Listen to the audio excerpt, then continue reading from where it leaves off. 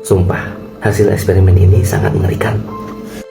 Pada tahun 1983, sebuah tim ilmuwan diketahui melakukan eksperimen kontroversial di sebuah fasilitas rahasia.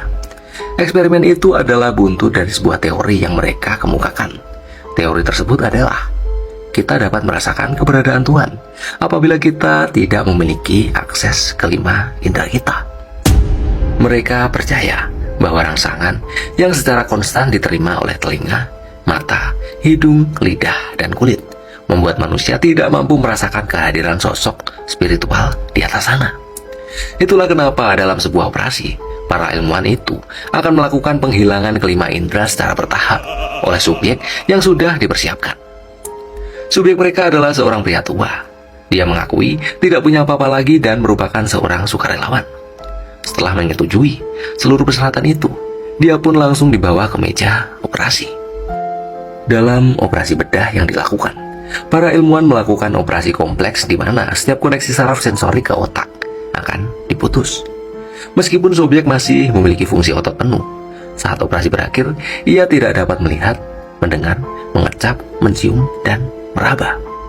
Dia masih bisa bersuara karena pita suaranya memang tidak disentuh. Sebelum dioperasi, para ilmuwan itu sempat berpesan bahwa sang subjek harus terus berbicara setelah operasi berakhir. Operasi pun dimulai. Para ilmuwan memantau saat sang subjek berbicara keras tentang keadaan pikirannya dalam kalimat yang kacau dan tidak jelas. Setelah 4 hari, pria itu mengaku mendengar suara-suara aneh dan tidak dapat dipahami di kepalanya. Para ilmuwan masih membiarkannya dan tidak terlalu khawatir. 2 hari kemudian, pria itu menangis. Dia merancau dan mengatakan bahwa dia dapat mendengar istrinya yang sudah meninggal berbicara dengannya. Terlebih lagi, semakin lama, suara kacaunya berubah menjadi nada yang stabil. Para ilmuwan yang mulai tertarik menganggap bahwa sang subjek sudah mulai melakukan koneksi secara spiritual. Namun sayangnya, cerita-cerita yang awalnya seakan berbicara dengan istrinya, makin lama berubah menjadi penyebutan nama-nama orang. Nama-nama yang disebutkan, anehnya, adalah kerabat dekat dari para ilmuwan, yang mana informasi itu seharusnya tidak dapat diketahui oleh sang subjek.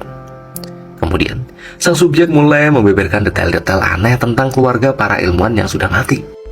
Ucapan-ucapan dari sang subjek tidak bisa dihentikan, karena sekeras apapun para ilmuwan mencoba menyuruhnya berhenti, dia tetap saja bicara.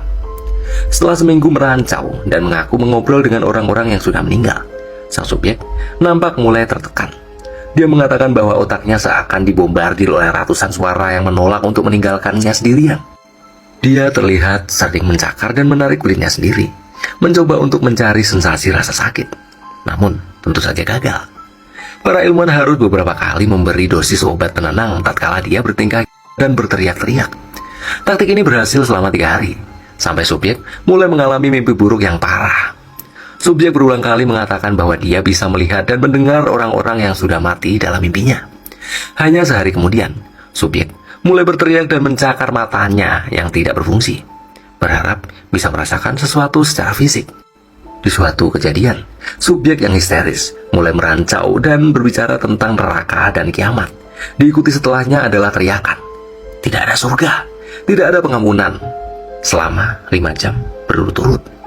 Dia terus memohon untuk namun para ilmuwan mengabaikan permintaannya karena mereka yakin dia sangat dekat berkomunikasi dengan Tuhan.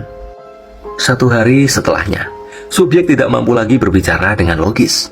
Dia tampak marah dan menyesali keputusannya untuk menjadi sukarela dalam eksperimen ini. Terkadang dia akan ketahuan mencoba menggigit jalur nadi di tangannya. Namun para ilmuwan yang melihat itu pada akhirnya mengekang agar dia diri dengan cara itu. Setelah beberapa jam diikat, subjek nampak diam dan terlihat seperti orang yang sadar sepenuhnya. Dia menatap kosong ke langit-langit dengan matanya yang tidak berfungsi. Tetesan air mata diam-diam mengalir dari wajahnya. Selama 2 minggu, subjek mengalami dehidrasi karena terus-menerus menangis. Di suatu pagi, saat diawasi oleh para ilmuwan, subjek tiba-tiba menoleh ke para ilmuwan dan menatap mereka. Meskipun matanya buta, namun tatapannya lurus seakan dia dapat melihat sepenuhnya. Saat tatapan para ilmuwan dan subjek bertemu, sang subjek tiba-tiba berucap, "Aku sudah bertemu dengannya, dan dia telah meninggalkan kita, ujarnya sebelum meninggal detik itu juga.